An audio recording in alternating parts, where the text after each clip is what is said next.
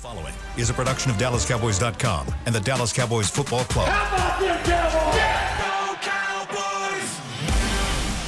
This is Mick Shots. Streaming live on DallasCowboys.com and the official Dallas Cowboys app.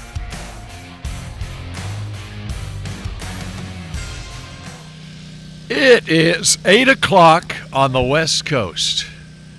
It's 10 o'clock in Dallas, and that means it's time for another edition of Mick Shots. I got to clear my throat. I wasn't ready for this. Get a drink of water there, buddy. We're at the corner of Ventura and Vineyard on a beautiful day for football here in Oxnard, California. A second day in pads, and it was crystal clear blue the other day, but it's still a beautiful day, even though the marine layer is rolled in. The sun chilly. is not out. 60 degrees. Is it? What do you think it's at What's the home? feel About like 85 temperature? Oh, already. it's got to be 90 by now. The feel like is 61.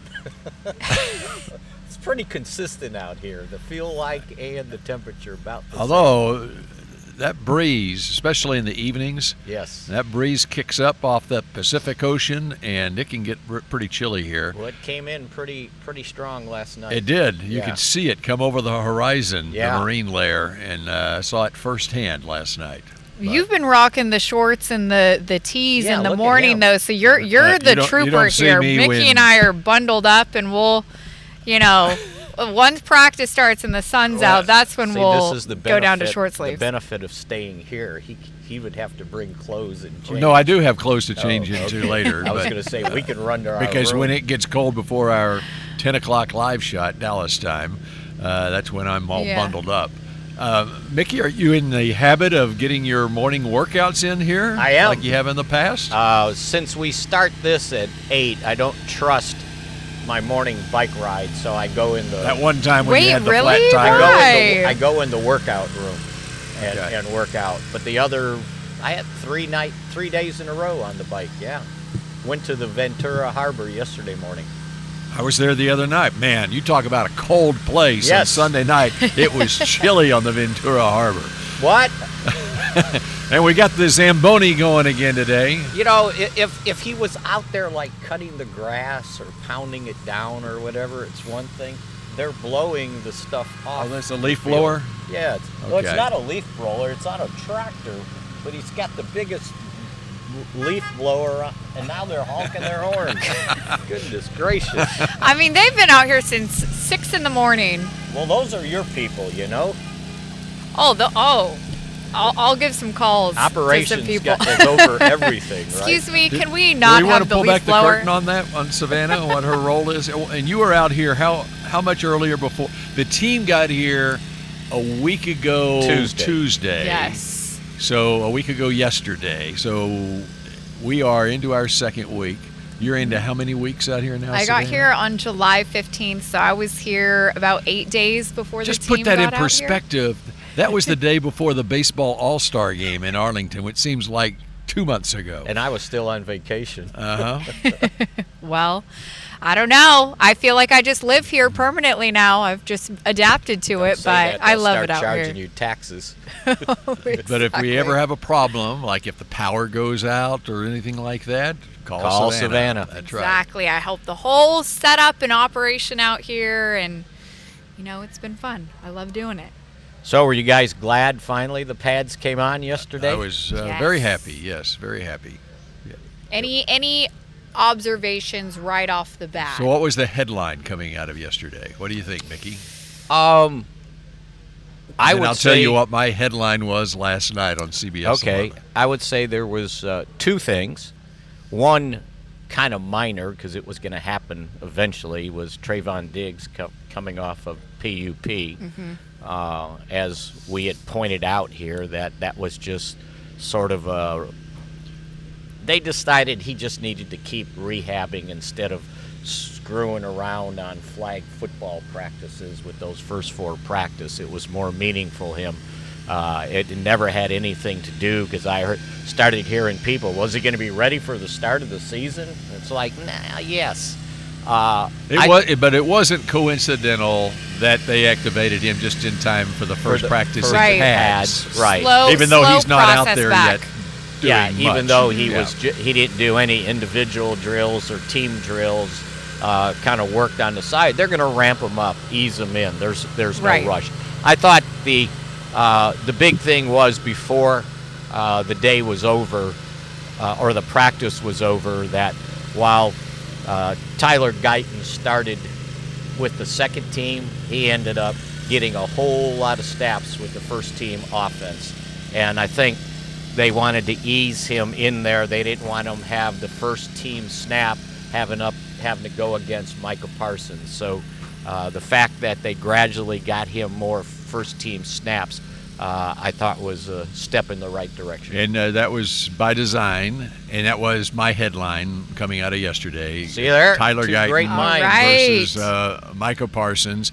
And that was what I was focused on. I had some videos that I tweeted out and got a lot of reaction on. And Tyler, this is not about Micah Parsons at all, but that was a great day for Tyler Guyton. Yes. Absolutely. I thought he held his own. Yep. He wasn't perfect, but he showed. As you can see on some of the videos, okay, yeah, they could have called a false start on one of them, but yeah. Yeah, but Micah jumped off sides. Right, well, they called him. He was thinking he needed to get a head start because he's up against No, there was a Tyler little Guyton. twitch on the one that they on one of them that they didn't call it. Right. There was a little twitch, and but they'll work that stuff out. So won't they? the thing I was concerned about him after watching some of his college video was his feet. Like, how quickly can he move out there?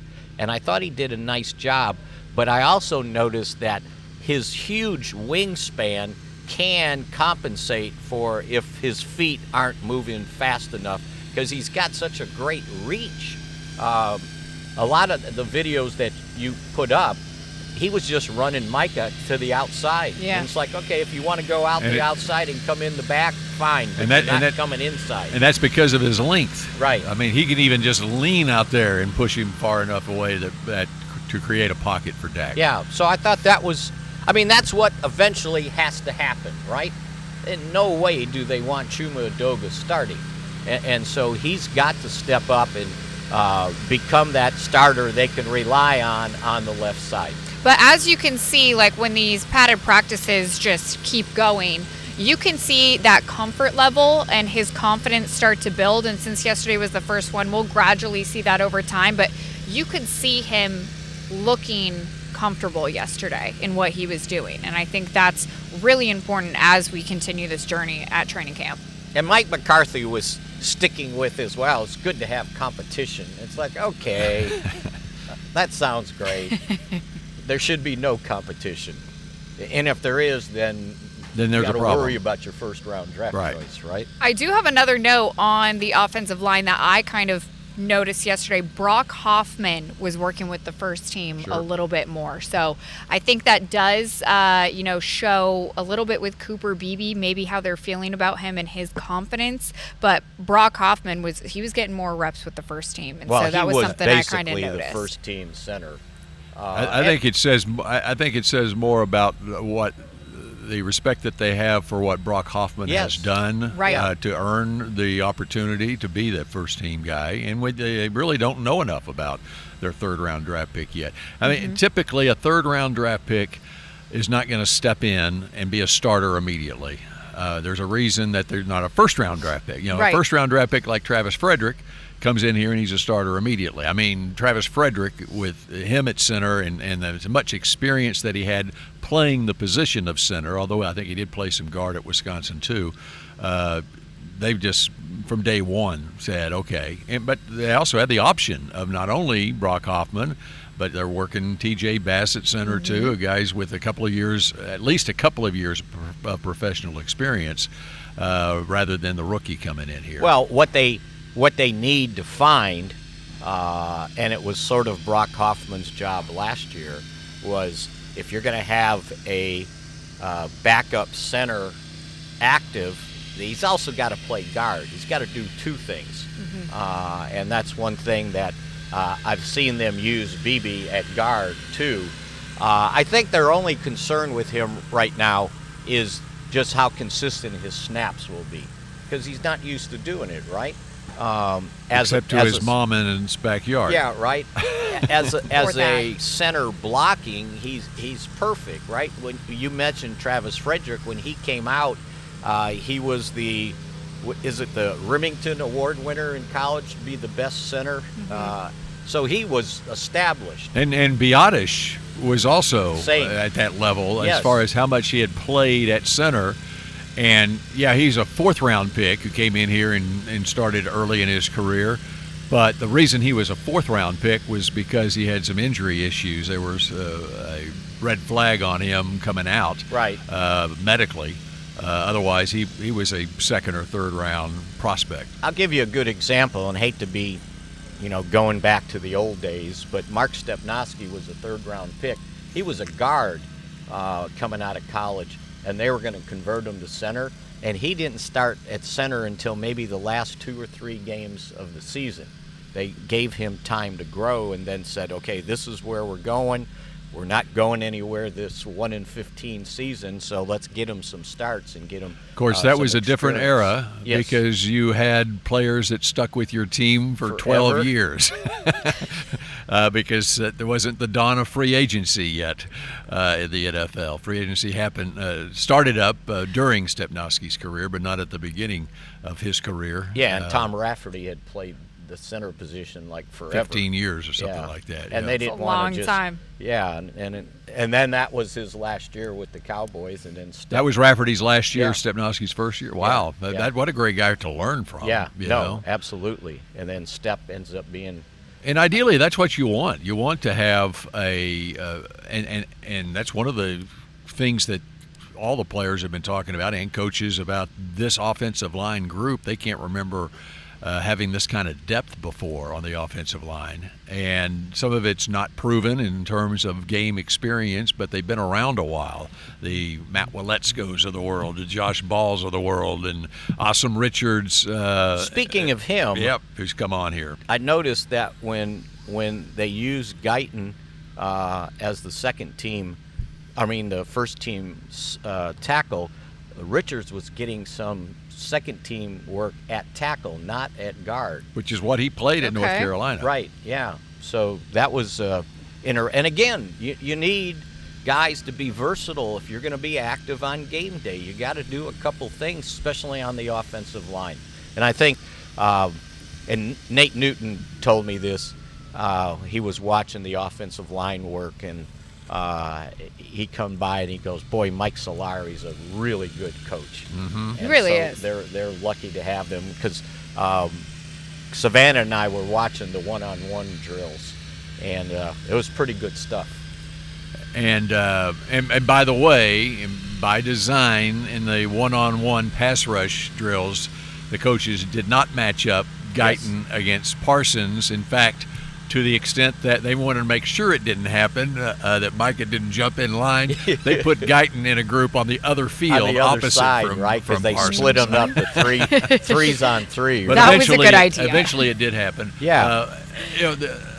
Back on Tyler Guyton here, and to your point on Solari, there was one play that I noticed, and this is what's so fun about being able to see all the practices and really see the inner workings of what's going on, and the relationship between coaches and players and so forth, how they're getting coached up.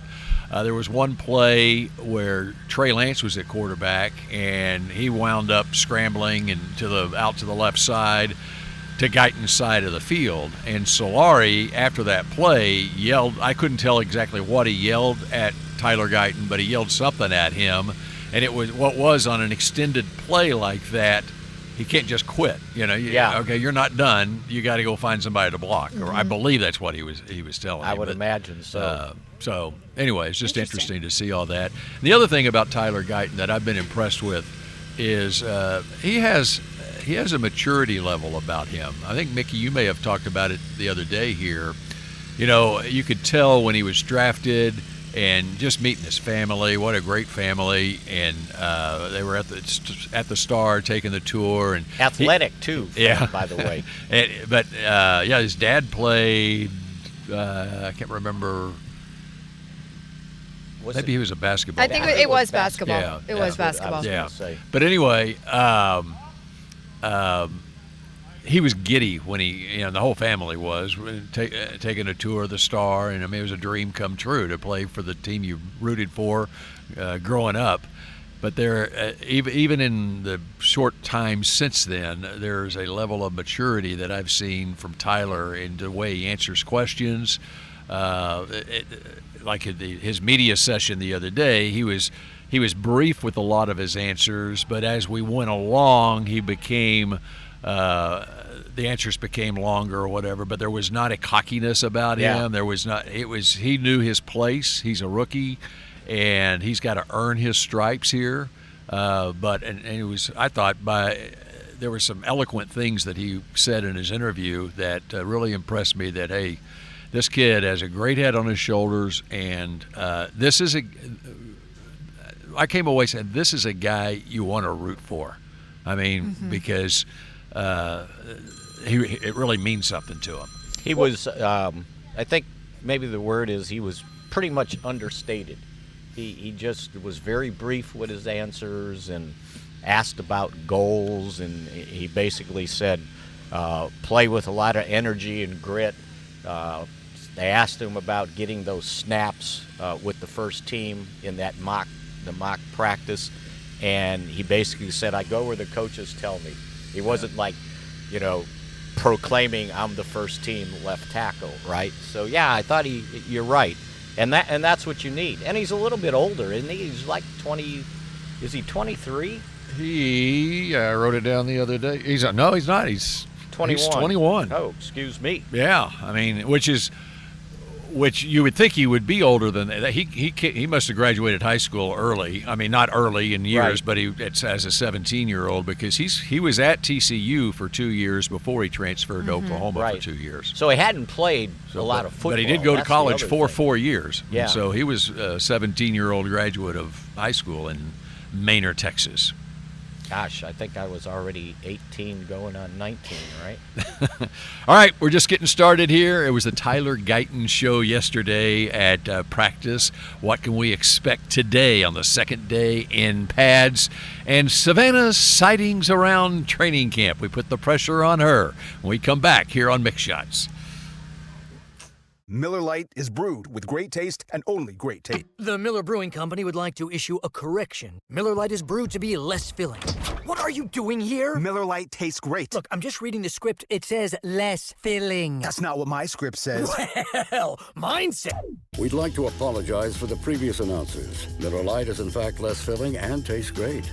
Time to shine, legal guy. Celebrate responsibly. Milwaukee, Wisconsin. Beer. 96 calories and 3.2 grams carbs per 12 ounces. Fewer calories and carbs than premium regular beer. Fall is here, and that means football is back, bringing all the delicious game day foods with it.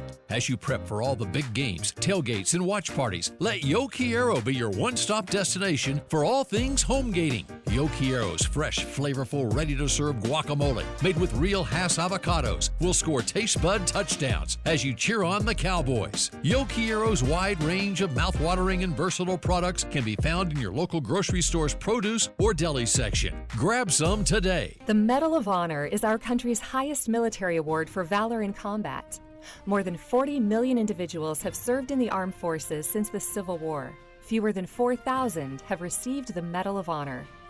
The National Medal of Honor Museum will be a place to preserve these legacies and inspire America. It's being built right next door to the Dallas Cowboys in Texas.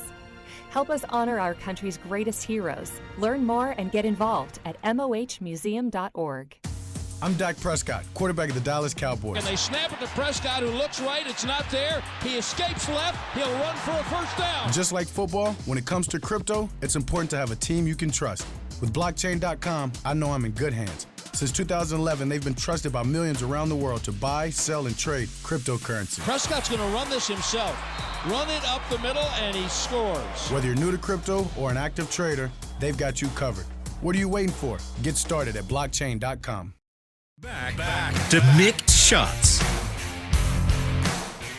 The official 2024 Dallas Cowboys Star Magazine Training Camp Preview is now available. This year's edition features scouting reports, position analysis, a pull-out schedule poster, and articles from your favorite Cowboys writers. Get your training camp preview today at your local pro shop or DallasCowboys.com/star. And we have one here just from arrived. producer Yes, Supreme. just airmailed over here. We love this. It's a great magazine. It is. It is. Has all the details of all the guys you want to keep following throughout training camp. And that first story is just wonderful. We know, Mickey. We know. The feature story. All right, guys. Are we doing Savannah's sightings? Yes, let's do Savannah's sightings right now. Okay. You know what? We're going to dive into John Stevens. All I right. saw him the other day. He was out here pretty late, probably 7:30, just kind of doing some work on the field by himself. Had his headphones in, just kind of getting comfortable on the field, and was just doing a few movements. Based off of, his injury and how he was rehabbing this season, he's a guy that everyone should be kind of keeping an eye on right now. His rehab went very well, and he's looking very healthy. But to see him out here just kind of grounding himself a little bit, and then the way he's kind of been working so far in training camp, I really like his progress right now. What do you guys kind of think about him? And we have to preface that with he was doing that on his own, okay? Correct. It didn't By count himself. It didn't count against 11 hours of work. No. Yeah, and by the way, if any of you aren't familiar with it, it's 11-hour work days where the coaches can work with the players, and to the point that they will make announcements at a certain time. They've got it worked out through the day, allotted. Okay, these are the hours that the coaches are working. At the end of practice, they will make an announcement. All coaches off the field. All coaches off the field. Yeah. So. And speaking of the tight ends. Is that the new media guide? Yes, it is. Oh, Don't I gotta you go have get one. Oh, we need a Gotta go copy grab of that one. one. They're finally. Okay, I've been waiting for finally its arrival there. I got to get the spiral one. Where do we get one? Got to talk into my Mickey, mic. yeah, Mickey. I move need a over. headset. What were you going to say, Mickey? I was going to say, talking about the tight ends, they got too many tight ends. Somebody's going to be playing for another team. I count 5. And I don't know if you can sneak some of them onto the practice squad. Jake Ferguson counts 7. He counts 2? He counts because he 3? counts the fullbacks. No, The fullback types. I'm talking about The amount on 5 the roster. guys that can actually make the team. Okay. Not the total Jake Ferguson, amount. but Jake Ferguson the other day said he was asked about the tight end depth. Right. And he said he loves it. He said that he thinks all 7 of them can make another team in the league. And, Well, I don't- But I think what he's doing Good. because what we you love see that. That's great. What you see, Hunter Lipke is out there doing some tight end things, even Right. though he is a running back / fullback, and which just adds to his versatility. If he can do some of the sub package type tight end type stuff, Right. that can make him active on a. I mean, game day. I don't know about Princeton Fant and Alec Holler. But Princeton Fan is another one who has more of a fullback type body. Absolutely. Because he's shorter. Right. But does tight end, is working as a tight end. So look at it. You got Jake Ferguson, you got Luke Schoonmaker, you got John Stevens, you got Peyton Hendershot, and you got this new guy, Brevin Spahn Ford, who keeps showing up. That's 5 guys to me that can readily make this team. And I don't know if guys like that on the bottom end of that 5 play well in preseason games, you're not going to sneak them onto the practice squad. And they literally do have 7 tight ends on the roster, Right. not even including Hunter Lipke, who Right. gets work as a tight end at times, because they've got a free agent, Alec Holler, is another Mm-hmm. one. So, I mean, I think you rattled off 6 of them, and the 7th is Alec Holler. I think this is a group that we need to look a little bit more at, and I've talked about this the first show that we did as far as a battle. Obviously, Jake Ferguson big leader as far as this group goes, but I'm kind of keeping an eye also on Luke Schoonmaker and Peyton Hendershot, both coming off of some injuries and just, trying to make that step up to see who's kind of going to get more reps as far as the tight ends go. And I'm really looking at Luke Schoonmaker in that area. Peyton Hendershot, a little bit more on the back burner based on his injuries in previous seasons. He's been a little bit more. And he missed some time. Put off then. In the off season. But, exactly. And a lot of this is not about catching the ball. It's you got to block. And I thought, over the last couple of years, the Cowboys' deficiency going to tight end was having reliable blockers out there. One way or another, there's going to be 4 tight ends on this team. Yes, Mm-hmm. yes. 4, one way or another. yes. Now, at the final cut down day, they may cut where you only have 3, but there's enough depth there where they will, or there will be injuries that occur or whatever. Yeah. But they will be using 4 tight ends throughout the season, just because and most teams are like that. There are some teams that have 3 tight ends, but in the NFL, it's a lot of time for, I'd say, at least half the league, it's a 4 tight end roster. And we saw it with Sean McEwen last year, where he was with the Cowboys practice squad, get called up, whatever, for a time, got picked up by another team, then comes back to the Cowboys, and now I think he's with Detroit. But anyway, it's a position. Here's another thing about tight end. Think about the teams that went deep in the playoffs last year, in the tight end position. All right, Kansas City, obviously, with Travis Kelce. You got San Francisco with George Kittle. You got Detroit and their young tight end, Sam Laporta. You got Baltimore with Mark Andrews at tight end. The tight end position. Houston had Dalton Schultz. Well, Dalton Schultz at Houston. I mean, they didn't make a deep run, but right, they were in there. That's right. The tight end position is one that, and I think the Cowboys feel very good about their tight end position here. Well, especially if you think with Jake about Ferguson it, at the top of the list. when they didn't re-sign Dalton Schultz and he goes to Houston, there was a lot of hand-wringing going on outside, like, oh, what are they going to do at tight end, right? And then Jake Ferguson makes that huge leap from his rookie year to last year, showing that he's as good, if not better, tight end than Dalton Schultz. So, if he takes another step, if I remember correctly, he had the second most catches on the team last year. Right. It was 70-something.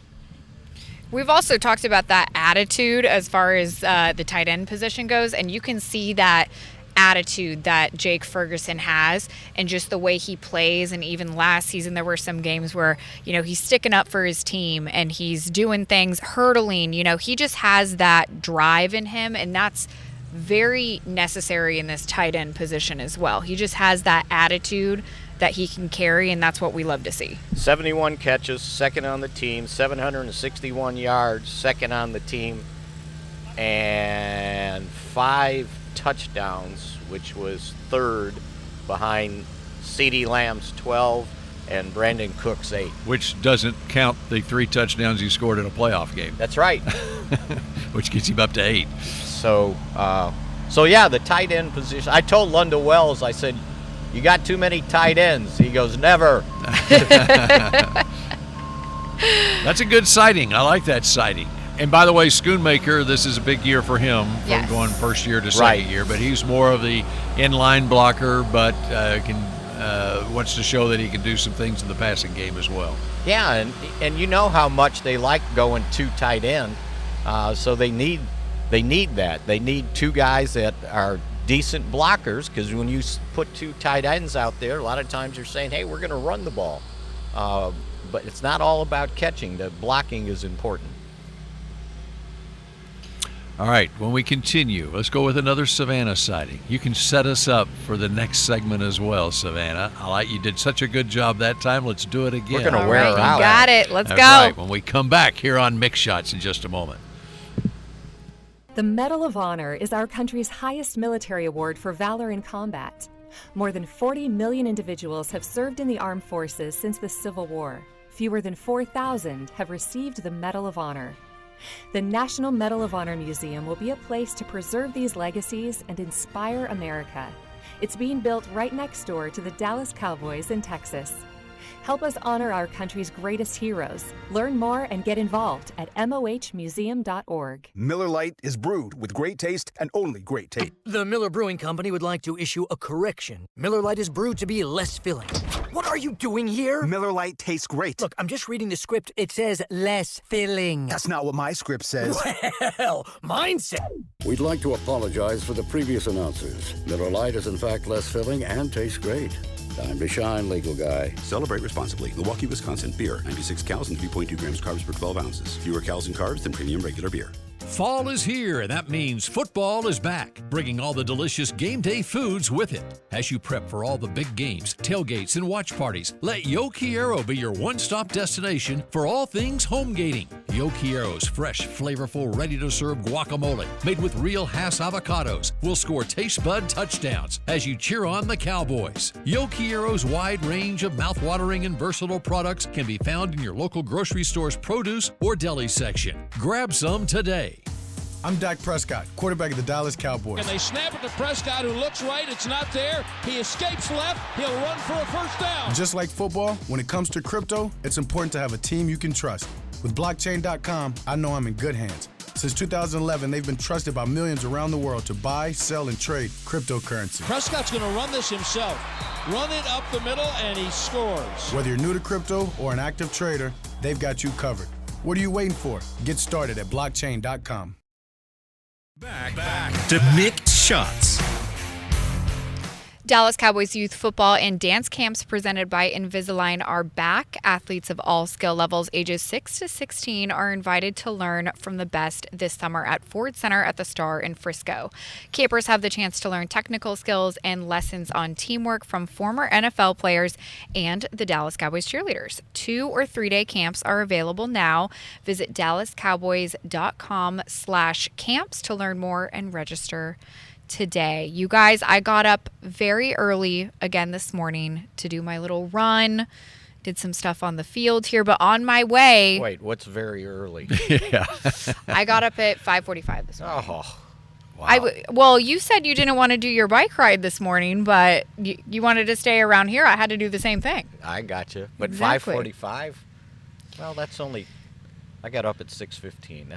That's not that early then. See, I got to get myself going in the gotcha. morning, All get some right. coffee afterwards. But on my way out here to do some jogging, I saw Mazi Smith as I was passing the weight room. He was in there already working out in the morning. So I love seeing that, honestly. I know that McCarthy said that they're close to having him back at the weight that they want. That's something he's mentioned several times in press conferences the last few days. But, it does start in the weight room and what they're doing with them. Exactly. Yeah, absolutely. And then before Mickey chimes in on that, I'll add to that. Okay, so you saw him going to the weight room early in the morning. Mm-hmm.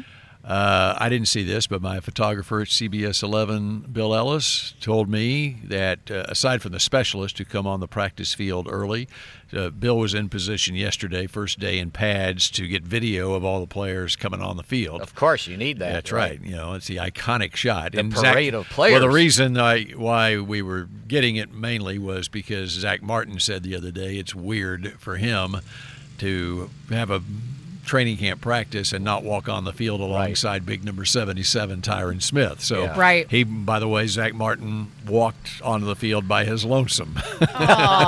Used to, remember when Travis was here, you'd have the big three that would all walk on the field together. They'd lead him out. Real quick, speaking of Travis, can we just mention how he came to practice the other day? Yes, we have to say that. It was that towards the end of practice, he stopped by, said hi to the team. That was cool. He's got a place out. He's living out here or something, I think. Living out here? Wow. Not living out here, but he was where he's staying. He said, and he, when Santa I asked Barbara, him, he said he just came out. He wanted to see. I said, you can't stay away. He's a businessman now. Yep. Well, he'll be a very good businessman. How had many degrees did he have from Wisconsin? All these engineering degrees. He had a business that he already sold, and he's starting another one. Yeah, I believe it. Yeah, he's going to be successful in whatever he does. All right, but who is the first Cowboy who, outside of the specialists, the kickers and long snapper, who is the first Dallas Cowboy on the field yesterday?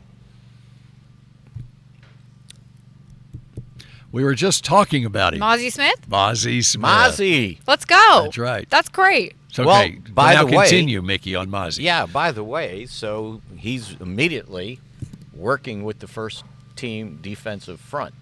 Well, he better be. And I thought he had a nice day. I saw one play where he got double teamed, and I believe they were against the first team offensive line. He held his ground on the double team, and then slid off and made the tackle to his tackle. He got in the way of the running back, and it's like that's what they need right there. They don't need him penetrating, trying to make tackles behind the line of scrimmage. Just needs to hold things up,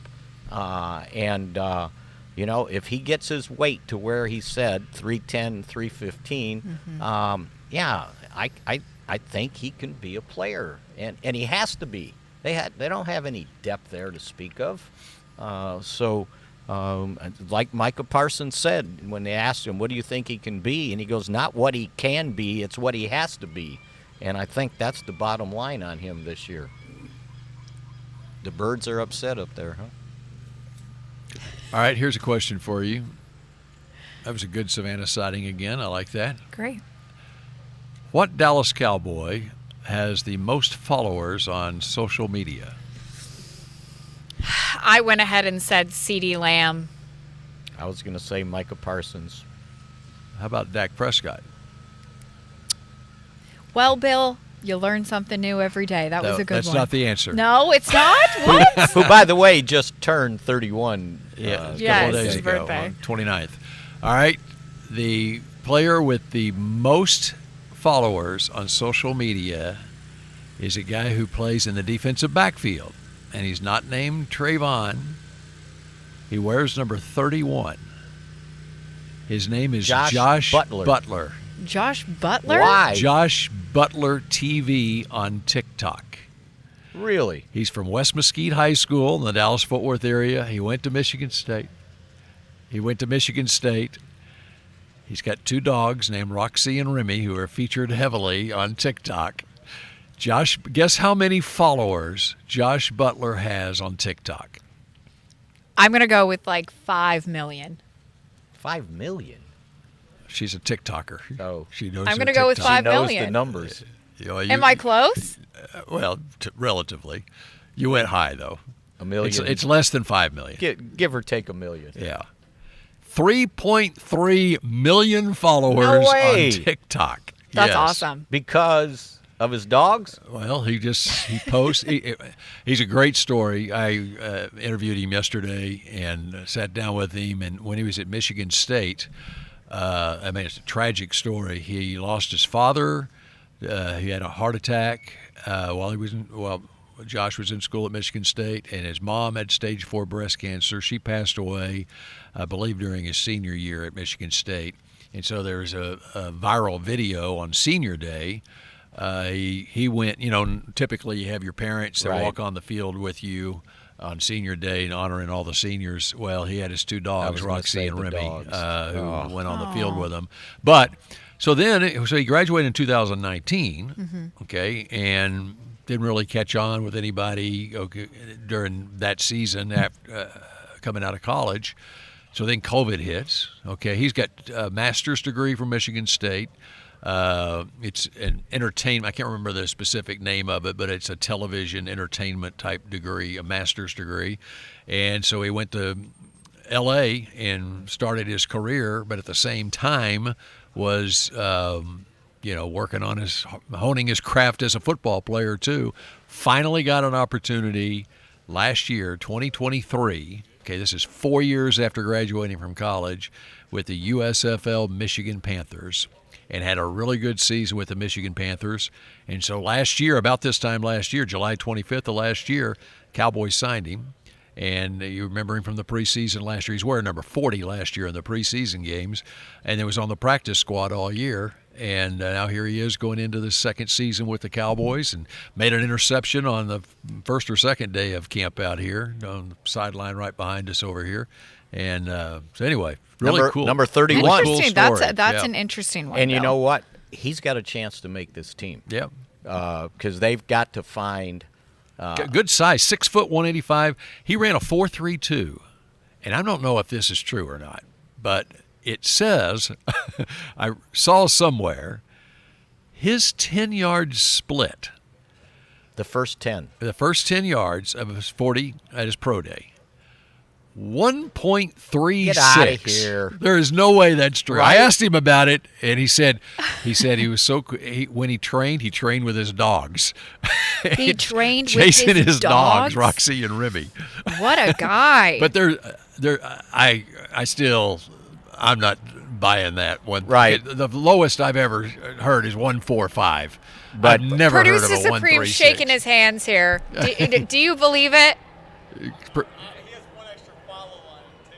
Oh, Producer Supreme has now followed him on TikTok. Josh Butler. I want to see the dogs TV. after. I highly doubt that. Yeah, I didn't ask him that. Yeah, I don't know about that. I don't know. I haven't seen any dogs he's a singer around too. campus. He's got But the most important thing is, after all this, he's got a chance to be the fourth corner. The way he's performed, not only here, but during the off-season workouts, the OTAs and minicamp, because usually those guys, I don't worry about their numbers until, it becomes preseason game time. But I know he's number 31, and I've seen him make plays, and I think he's got a real chance. Because right now, where they're playing it, they're relying on Nashawn Wright as the fourth corner or the third corner without Trayvon Diggs out there. Right. But I think this guy has got a shot. And he made leap Eric Scott, who they drafted in the first pick in the sixth round last year.